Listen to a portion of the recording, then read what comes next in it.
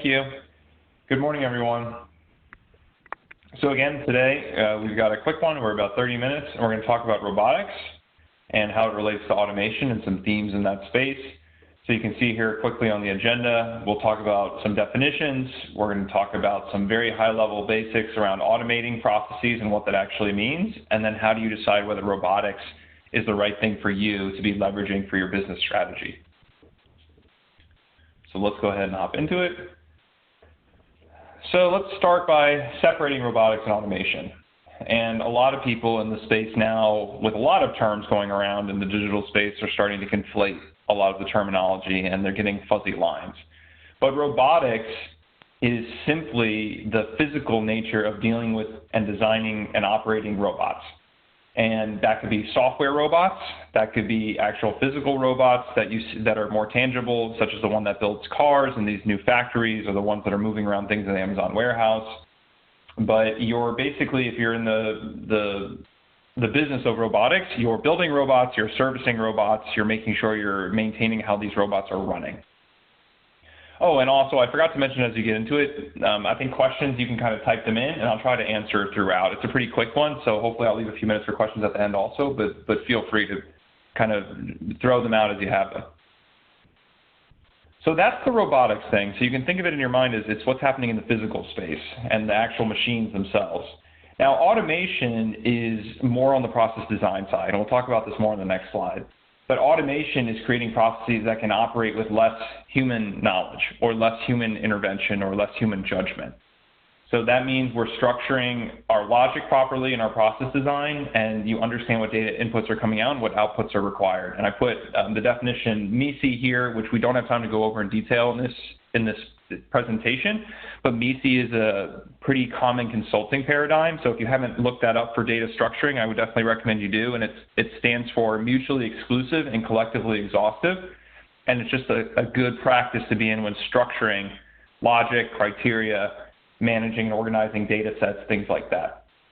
But basically the goal is in automation is to get the cost of decision making down. And I always tell people that the definition I use in process science is it doesn't necessarily have to be going to a robotic entity or a computer. You can actually automate a process by taking it from an executive and moving it down to a junior person. It's really any work in service of making decision processes more streamlined at a lower cost and basically not decisions at all.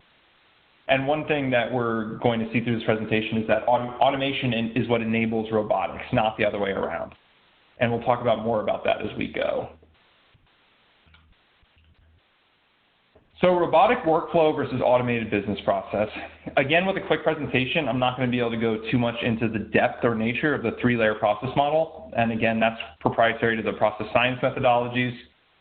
But they're not robotics, and what you're going to see is robotics and automation are not really related as such.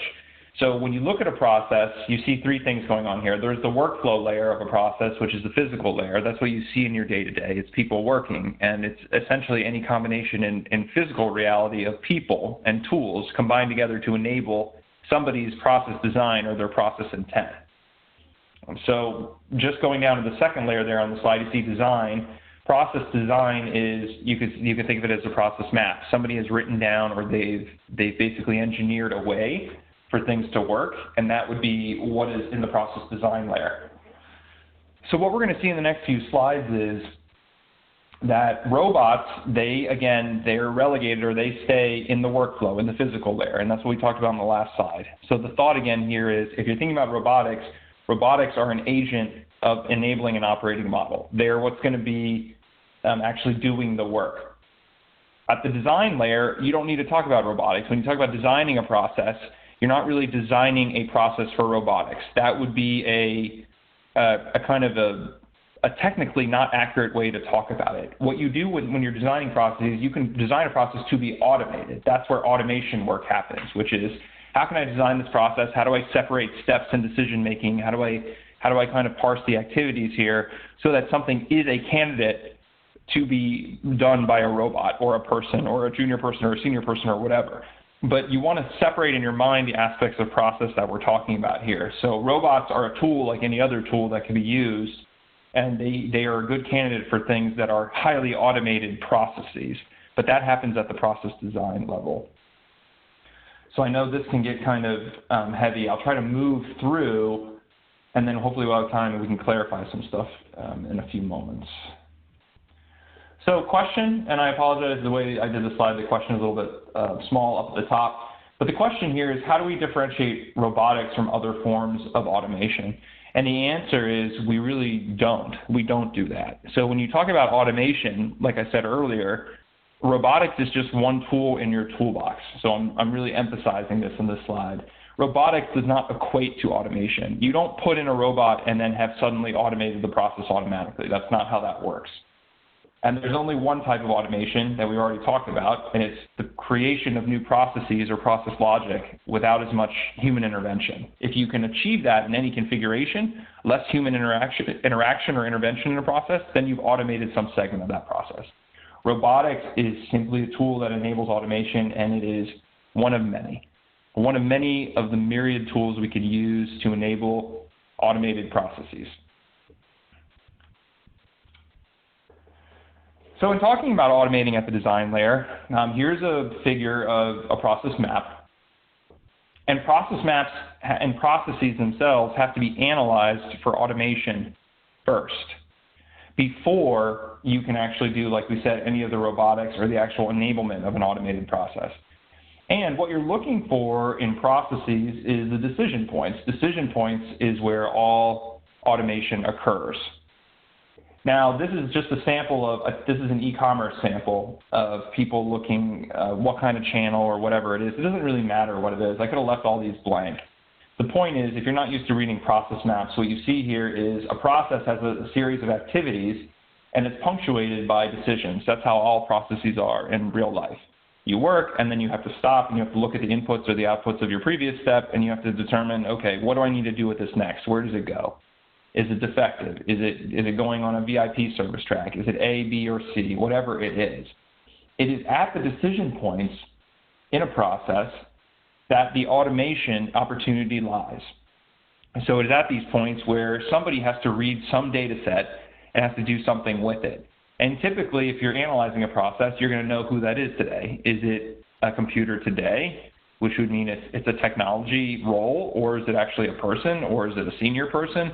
How much judgment, how much variation actually is happening in the process to get through this decision point. It is in this decision where you can decide, okay, am I building a process around the decisions that actually enable them to get more standard inputs, more standard outputs, and making meet the criteria.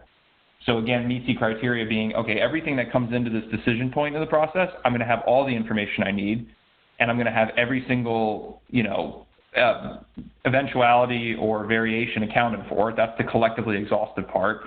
And then is the decision I'm going to make based on that information coming in going to always fit into clean categories that are not overlapping? And that means that you've made it mutually exclusive, the actual decision framework. Hi there, I hope you enjoyed that last clip. My name is Michael Maludis, and if you'd like to watch the full 60 minutes of that last webcast, while also getting complete unlimited access to our entire library of IT learning, simply visit our subscribe page at greatpro.org/subscribe. Unlimited annual access is $199 per year, but if you use the coupon code LEARN2EARN, you can drop that membership fee to just $149.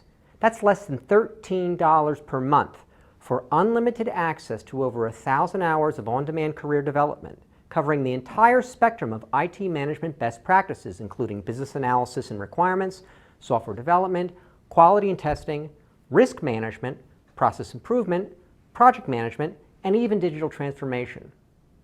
But your membership doesn't just give you unlimited access to our vast learning library. You also get free access to our mobile app, as well as direct access to our network of over 300 of the world's leading IT consultants, all of whom are dedicated to putting practical knowledge at your fingertips so that you can learn more and earn more.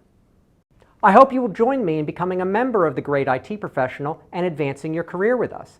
And if you're on YouTube, don't forget to hit that subscribe button above so that you get notified whenever we publish new free webcasts each week of the year. Thank you for your time and best wishes for your continued success.